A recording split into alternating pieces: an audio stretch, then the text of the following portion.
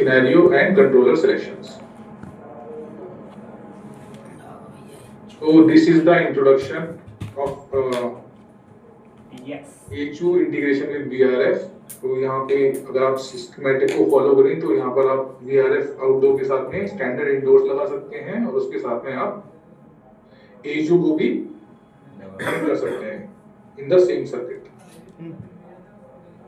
बाकी कंट्रोल के लिए हमारे पास दो ऑप्शन होते हैं, एक हमारा स्टैंडर्ड वायर्ड कंट्रोलर है, उससे भी आप HU को कंट्रोल कर सकते हैं। दूसरा DDC कंट्रोलर होता है, डिजिटल डायरेक्ट कंट्रोलर, ये थर्ड पार्टी कंट्रोलर होता है। ये आपके कैरल, एसबिल और शिनाइडर वगैरह ये कंपनीज को बनाती है, तो इसके थ्रू भी आप HU को कंट्रोल कर सकते हैं। अब इसमें आप ध्यान देंगे तो एक येलो लाइन एक चल रही है, दूसरा एक ब्लैक लाइन चल रही है। तो ये जो येलो लाइन है ये रिप्रेजेंट कर रही है लिक्विड पाइप को, तो हमारी जो A2 किट्स है वो लिक्विड पाइप में ही इंस्टॉल होती है, और ये जो ब्लैक पाइप लाइन है ये रिप्रेजेंट कर रही है गैस पाइप को। तो गैस पाइप हमारा डायरेक्टली HU से आउटडोर में कनेक्ट हो जाता है। और ये जो थिन डॉटेड लाइन है ये रिप्रेजेंट कर रही है कम्युनिकेशन वायरिंग को।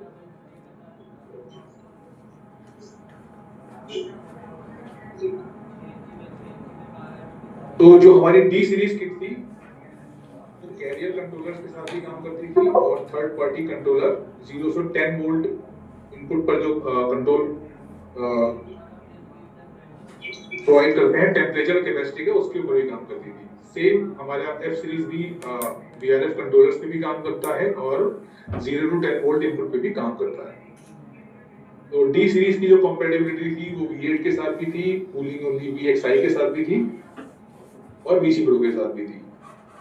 बट F सीरीज की जो कंपैटिबिलिटी है वो सिर्फ V8 के साथ है और V8 कूलिंग ओनली के साथ है। हम बात करते हैं कंपोनेंट्स की। तो HU किट के अंदर एक PCB आपको मिलेगी, एक एक्सपेंशन वाल्व मिलेगा, 4 सेंसर्स मिलेंगे, एक आपको कोऑर्डिनेट कंट्रोलर मिलेगा, और ये इस तरह से एक केसिंग के अंदर सारे इंस्टॉल होते हैं। अब जो कॉन्सेप्ट है वो ये है कि HU को इस DX कंट्रोलर की हेल्प से जो है एक VRF इंडोर में कन्वर्ट करना, और एक बार अगर हमारा HU VRF इंडोर में कन्वर्ट हो गया तो वो इजीली हमारे VRF आउटडोर के साथ कंट्रोल भी हो जाएगा। तो डिजाइनिंग के पर्सपेक्टिव से बात, प्रोडक्ट के पर्सपेक्टिव से बात करें तो हमारे पास जो किट है वो 0.6 HP से लेके 60 HP तक अवेलेबल है। सारी किट जो है सिंगल फेज है, 220 से 240 वोल्ट की रेंज में काम करते हैं।